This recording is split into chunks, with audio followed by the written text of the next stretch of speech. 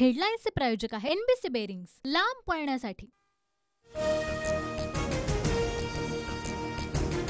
देशभरात anti paper leak कायदा लागू, पेपर फुटी करणाऱ्या 10 वर्षांची शिक्षा आणि 1 कोटी रुपयांचा दंड, तर डमी उमेदवार बसवणाऱ्याला 3 ते 5 वर्षांच्या शिक्षेसह 10 लाखांचा दंड भरावा लागणार।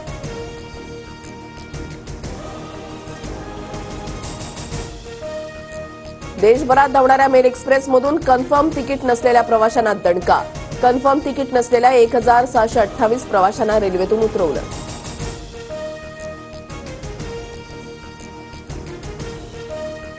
मुंबई उत्तर पश्चिम लोकसभा मतदारसंघातील विजयाविरोधात रवींद्र वायकरांना हायकोर्टात आव्हान, वायकरांना विजयी घोषित करण्याचा निवडणूक आयोगाच्या निर्णयाविरोधात याचिका।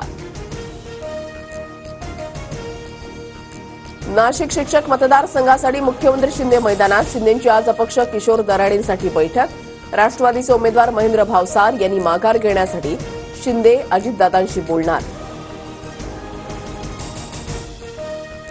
भुजबळ आणि मंत्र्यांचं शिष्टमंडळ आज ओबीसी उपोषणकर्त्यांची भेट घेणार। सकाळी 11 वाजता पुण्यामध्ये मंगेश ससाणेंना, तर दुपारी 2 वाजता जालन्यामध्ये हाके आणि वाघमारे यांच्या उपोषणस्थळी भेट देणार। सरसकट मराठ्यांना ओबीसी आरक्षण देणार नसल्याचा सरकारचा शब्द, तर सगळे सोऱ्याचा निर्णय सर्वपक्षीय बैठकीमध्ये घेण्यात येणार। बैठकीनंतर मंत्री छगन भुजबळांची माहिती। मराठ्यांचा वाटोळा करणं हा भुजबळांचा कार्यक्रम, ओबीसींसोबतची सरकारची बैठक मॅनेज, ओबीसी आणि सरकारच्या बैठकीवर मनोज जरांगेंची टीका। ओबीसी आणि मराठा आंदोलकांना एकत्र बसवा, ओबीसी शिष्टमंडळाची मागणी, ओबीसी शिष्टमंडळाच्या मागणीला मुख्यमंत्री शिंदेंचा दुजोरा। ओबीसींसाठी मराठा समाजाप्रमाणे मंत्रिमंडळाच्या उपसमितीची स्थापना होणार, मुख्यमंत्र्यांकडून ओबीसी शिष्टमंडळाची मागणी मान्य।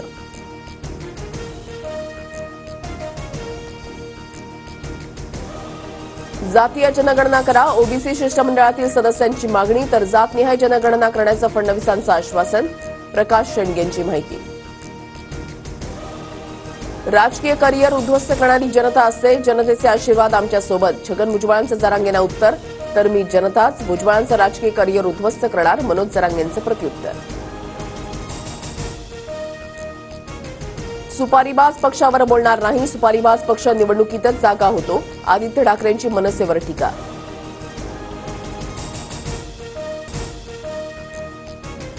बहुचर्चित शक्तीपीठ द्रुतगती राष्ट्रीय महामार्गाच्या भूसंपादनाला स्थगिती, विरोधानंतर महामार्गाच्या फेरआखणीचे मुख्यमंत्र्यांचे आदेश। नीट परीक्षेसाठी विद्यार्थ्यांचं काउन्सिलिंग होणार, ग्रेस मार्क मिळालेल्या उमेदवारांची येत्या रविवारी फेरपरीक्षा, परीक्षेतील अनियमिततेच्या आरोपांवर भूमिका स्पष्ट करा, सुप्रीम कोर्टाचे एनटीएला आदेश।